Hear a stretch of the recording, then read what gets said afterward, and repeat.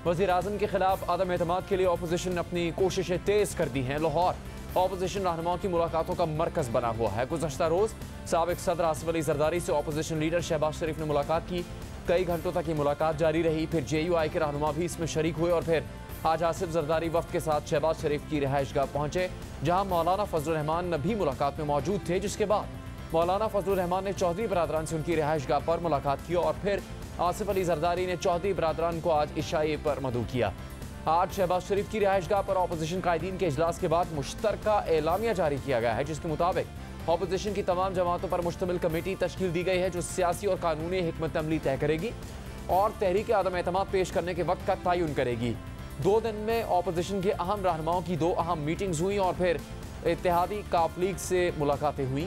इस दौरान अपोजिशन के अहम रहनुमाओं ने खामोशी इख्तियार की हुई है, मगर ज़राए से खबरें सामने ये आ रही हैं कि गुज़श्ता रोज़ आसिफ अली जरदारी और शहबाज शरीफ की मुलाकात में पहले वज़ीर आज़म के खिलाफ तहरीक अदम एतमाद लाने का मशवरा दिया गया। ज़राए के मुताबिक मुस्लिम लीग नून, पीपल्स पार्टी और JUI ने नंबर गेम पर इत्मीनान का इजहार किया और ये तय पाया कि अदम एतमाद तहरीक के लिए हतमी तारीख का फैसला मरकजी क़यादत करेगी। ज़राए के मुताबिक इस बात पर भी इत्तेफाक हुआ कि वक्त कम है, इसीलिए बरह रास्त इमरान खान के खिलाफ तहरीक अदम एतमाद लाई जाए। उस्मान बुज़दार या असद कैसर को बाद में देखा जाएगा। स्पीकर या वज़ीर आला को फोकस किया तो वज़ीर आज़म को वक्त मिल जाएगा। इजलास में शुरा ने राय दी कि नंबर्स गेम इत्तेहादियों के बगैर भी पूरा होगा, लेकिन फिर भी इत्तेहादियों से बातचीत जारी रखने पर इत्तेफाक किया गया है। जियो न्यूज़ के ज़राए के मुताबिक मौलाना फजलुर रहमान ने चौधरी बरादरान के साथ मुलाकात में आसिफ जरदारी और शहबाज शरीफ से मुलाकात पर चौधरी बरादरान को एतमाद में लिया। मौलाना ने चौधरी बरादरान को जरदारी और शहबाज से मुतालिक तहफ़्फ़ुज़ात दूर करने का यकीन दिलाया। मौलाना फजलुर रहमान ने कहा कि अगर हुकूमत को रुखसत ना किया तो मुल्क व कौम का मजीद नुकसान होगा। इसके अलावा जियो न्यूज़ के ज़राए ने दावा किया है कि वज़ीर आज़म के खिलाफ तहरीक अदम एतमाद के लिए अपोजिशन जमातों ने अपने अरकान कौमी असम्बली से दस्तखत करवाने शुरू कर दिए हैं। अपोजिशन जमातें हुकूमत के 24 अरकान की हिमायत हासिल होने का दावा तो कर रही हैं। नून लीग 16, पीपल्स पार्टी 6 और JUI 2 हुकूमती अरकान की हिमायत का दावा कर रही है। अपोजिशन अपने 86 अरकान कौमी असम्बली से दस्तखत शुदा तहरीक तैयार कर रही है। अपोजिशन जमातों के पास अपने 162 अरकान मौजूद हैं और इसे मजीद 10 वोट की ज़रूरत है। ज़राए के मुताबिक तहरीक अदम एतमाद मार्च के दूसरे हफ्ते में जमा करवाए जाने का इम्कान है। अपोजिशन मुसलसल नंबर्स पूरे होने का दावा कर रही है और ये दावा भी कर रही है कि हुकूमती जमात के 20 से 24 अरकान उनसे राबते में हैं, मगर आज तहरीक इंसाफ की सेंट्रल एग्जीक्यूटिव कमेटी के इजलास के बाद मीडिया से बात करते हुए वफाकी वज़ीर इत्तलात फवाद चौधरी ने दावा किया कि हुकूमत के 3 MNAs को अदम एतमाद के लिए पैसे ऑफर किए गए। उन्होंने मजीद कहा कि मरियम नवाज घबरा गई हैं। मरियम औरंगजेब का बयान नवाज शरीफ और शहबाज शरीफ की मंजूरी से आया है।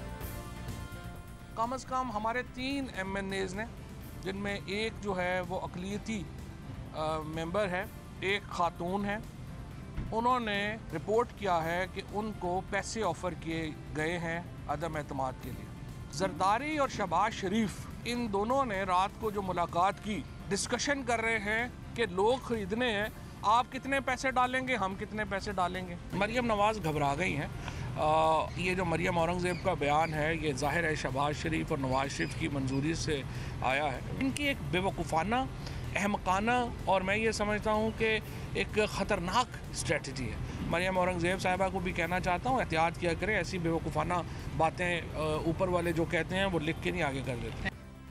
वज़ीर दिफा परवेज़ खटक ने आज पार्लियामेंट हाउस में मीडिया से गुफ्तगू करते हुए कहा कि अपोजिशन को कहना चाहते हैं कि हम सोए हुए नहीं हैं, अपोजिशन से डबल हम तैयार हैं, हमने अपनी तैयारी की है, हर चीज़ के लिए तैयार हैं। हम कोई सोए हुए नहीं है, इतना आसान काम नहीं है कि हमारे खिलाफ आप एतमाद ले। तो ये एक ड्रामा बना हुआ है, एक हाइप क्रिएट किया हुआ है और मुझे यकीन है कि जिस तरह ये तैयारी करें उससे डबल हम भी तैयार है। तो हम तो हर वक्त मुकाबले के लिए तैयार है। सिर्फ ये लोगों को धोखा देने के लिए इंशाल्लाह कोई अदम एतमाद नहीं ला सकता। हमने अपनी तैयारी की हुई है, हम रेडी है हर चीज़ के लिए और मुझे यकीन है जो मैं मैदान में हालात देख रहा हूँ, ऐसी कोई चीज़ नहीं है जो ये बातें कर रहे हैं। जो मेंबर्स PTI के खिलाफ या प्राइम मिनिस्टर के खिलाफ वोट डालेगा वो डिस्क्वालीफाई हो जाएगा। जब वो डिस्क्वालीफाई हो जाएगा तो एतमाद का वोट ही नहीं ले सकेंगे। बहुत इश्यूज है, बहुत रास्ते हैं बीच में, बहुत सारी रुकावटें हैं और PTI के MNA तोड़ना कोई आसान काम नहीं है। फवाद चौधरी को जवाब देते हुए आज मुस्लिम लीग नून की तर्जुमान मरियम औरंगजेब ने कहा कि पैसों की पेशकश करना दूर की बात, कोई तहरीक इंसाफ का टिकट भी नहीं लेना चाहता। मरियम औरंगजेब ने मजीद कहा कि इमरान खान के इक़्तिदार के 15-20 दिन रह गए हैं। जब से तहरीक अदम एतमाद पर अपोजिशन की मुशावरत शुरू हुई है, इमरान खान साहब और कराए के तर्जुमानों की सिर्फ रोना और चीखें सुनाई दे रही हैं। आपकी टिकट के ऊपर कोई इलेक्शन नहीं लड़ना चाहता। जो आपके इत्तेहादी हैं और जो आपके अपने मेंबरान आपके साथ बैठे हैं, वो आज अपने हलकों में नहीं जा सकते। उनको पैसे ऑफर करने की ज़रूरत नहीं। आपने जो उनका हाल किया है कि आज वो सियासत नहीं कर सकते आपके नाम के ऊपर अपने हलकों के अंदर। कराए के तर्जुमानों को भी चाहिए, इमरान साहब को चाहिए जो 2, 4, 5, 10 दिन रह गए हैं, 15 दिन, 20 दिन इक़्तिदार के, अल्लाह ताला से माफ़ी मांगें। मुस्लिम लीग नून के सीनियर रहनुमा एहसन इकबाल ने कहा है कि हमारी तवक्को से ज़्यादा अपोजिशन को रिस्पांस मिल रहा है। वज़ीर टॉक शो में भड़के लगाते हैं और शो से निकलकर हमें फ़ोन करते हैं और कहते हैं कि मजबूर है हमारे लिए भी जगह बनाएं। हम जिससे भी राब्ता कर रहे हैं हमें बहुत ही अल्हम्दुलिल्लाह पॉजिटिव रिस्पांस मिल रहा है और हमें यकीन तो था लेकिन इस कदर अंदाज़ा नहीं था कि खुद पीटीआई के अंदर लोग इमरान नियाज़ी से कितने नालां हैं। आप हुकूमत के वज़रा की गुफ्तगू पे ना जाएं, ये टीवी टॉक शो पे भड़के लगाते हैं और जो ही टॉक शो खत्म करके निकलते हैं ये हमें फोन करते हैं कि यार हमारी बातों पे ना जाना, हमारे लिए कोई जगह बनाओ, हम मजबूर हैं। इमरान नियाज़ी हमें बहुत दबाव डालता है कि जाके गाली गलौज करके आओ। बज़ाहिर हुकूमत और अपोजिशन दोनों ही पूरे एतमाद दिखाई दे रही हैं, मगर दोनों तरफ से मुसलसल मुलाकातें और मुशावरत भी जारी है। इसी सारी सूरत हाल पर हम बात करेंगे अपने मेहमानों से। परवेज़ खटक भी हमारे साथ शामिल होंगे तहरीक इंसाफ की तरफ से। मुस्लिम लीग नून के सीनियर नायब सदर साबिक वज़ीर आज़म शाहिद खाकान अब्बासी और पीपल्स पार्टी के सीनियर रहनुमा कमर ज़मान कायरा भी साथ होंगे। शाहिद खाकान अब्बासी साहब इस वक्त हमारे साथ मौजूद हैं, उनसे बात करते हैं। शाहिद खाकान साहब, बहुत शुक्रिया आपके वक्त का। मुलाकातों में तो बहुत तेज़ी आ गई है, अपोजिशन जमातों की अब तक की जिद्दोजहद क्या है? क्या इन मुलाकातों का या के बाद दीगरे होना, क्या बहुत बड़ा कोई इख्तलाफ मौजूद था जिसको दूर करने की कोशिश की जा रही थी? और अगर ये बात अपोजिशन रहनुमाओं की तरफ से किसी इजलास में कही गई है कि इतने नंबर्स गेम पूरी है कि इत्तेहादियों की भी ज़रूरत नहीं पड़ेगी, तो उसमें फिर ताखीर इतनी क्यों है शाहिद खाकान साहब? देखिए, ताखीर इस काम में नहीं होती। आप पूरी अपनी तैयारी करते हैं, इसकी बहुत से मुलाकात होते हैं, जो कुछ आईनी है, कुछ जो अपने मौके पर करना है, कैसे इसको मैनेज करना है, ये काफ़ी मैनेजमेंट इसकी काफ़ी मुश्किल काम होता है। तो इन सब बातों पर मुशावरत हो रही है। तो ये मुशावरत का अमल ही है जिससे जाके तहरीक अदम एतमाद होगी और जिस दिन फाइल होगी पता आपको उस दिन चलेगा, उससे पहले कोई तशहीर इसकी नहीं की जाती। आपकी पार्टी के लोग ये कह रहे हैं कि वज़रा टॉक शोज़ में बढ़के मारते हैं। पिछले 3.5 बरस को देखा जाए तो अपोजिशन जिस भी बिल की मुखालफत करती थी, जिस भी हुकूमती इक़दाम को, उसमें से किसी एक को तो रोक नहीं सकी पार्लियामेंट में। अगर उसकी मुखालफत कर भी देते हुकूमत के अरकान तो शायद उनको इतना नुकसान नहीं उठाना पड़ता। वो सब में आपका साथ नहीं दे सके, लेकिन पूरी की पूरी काया पलटने के लिए वो रातों रात आपका साथ देने के लिए तैयार हो गए हैं तहरीक इंसाफ के अरकान, जिसमें वो अपने ही वज़ीर आज़म के खिलाफ चले जाएंगे। जी, जब आप गवर्नमेंट के बेंचेस पे बैठे हो तो आप बिल्स की मुखालफत नहीं कर सकते, लेकिन अब जब तहरीक अदम एतमाद आती है तो उसके अंदर ये हतमी फैसला होता है। इसमें बहुत से लोग ये फैसला करते हैं और वो करना चाहते हैं। ये जो तादाद है वो कम नहीं है जो लोग छोड़ना चाहते हैं। ये 22 लोगों को तो मैं अब पहले भी कहा है कि मैं खुद जानता हूँ जो पीटीआई छोड़कर अपोजिशन को ज्वाइन करना चाहते हैं इस काम में, बल्कि उससे भी ज़्यादा लोग हैं, लेकिन 22 का नंबर तो मैं खुद जानता हूँ। अच्छा, तो एक तो आपकी कोशिश है अपोजिशन जमातों की, मुस्लिम लीग नून की, पीपल्स पार्टी की, JUIF की, और अपने इत्तेहादियों से भी आप मिल रहे हैं और रोज़ाना ही ये दावा आता है कि नंबर्स गेम पूरे होंगे। ना सिर्फ तहरीक इंसाफ के लोग हमारे साथ शामिल हैं बल्कि इत्तेहादी भी अपनी हिमायत का यकीन दिला सकते हैं। लेकिन इस सूरत में फवाद चौधरी साहब का बयान कि अपोजिशन जमातों की तरफ से तहरीक इंसाफ के अरकान असम्बली को पैसे ऑफर किए गए, बहुत ही संगीन इल्ज़ाम है खाकान अब्बासी साहब। ये जी, फवाद चौधरी साहब का नौकरी है संगीन इल्ज़ाम लगाना, लेकिन उनके इल्ज़ामात में कभी इससे पहले भी हकीकत नहीं हुई, ना आज है। वो ये काम करते रहेंगे, उनकी तो नौकरी इसी पर कायम है। अच्छा, तो आप यानी आप इसका कोई जवाब नहीं देंगे? कोई हिकमत अमली नहीं होगी अपोजिशन जमातों की उनके इस इल्ज़ाम पर? हमारी क्या हिकमत अमली होगी? मैं हर एक से पूछता हूँ कि बताएं आखिरी सच कब बोला था फवाद चौधरी साहब ने। ओके, खाकान अब्बासी साहब, आप बहुत जिक्र करते रहे हैं कि कामयाब नहीं हो सकेगी तहरीक अदम एतमाद या कोई भी कोशिश जब तक हुकूमत को ख़ास तरह की हिमायत हासिल रहेगी, या बैसाखियों का के लफ्ज़ का इस्तेमाल भी आपने किया है। तो वो आपके तहफ़्फ़ुज़ात दूर हो गए हैं? अब बाकायदा रास्ता मौजूद है कि आप तहरीक अदम एतमाद तक पहुँच सकें, बावजूद इसके कि कोई भी वज़ीर आज़म पाकिस्तान की तारीख में तहरीक अदम एतमाद से हटाए नहीं जा सके? जी, और किसी वज़ीर आज़म ने मुल्क का ये हाल भी नहीं किया।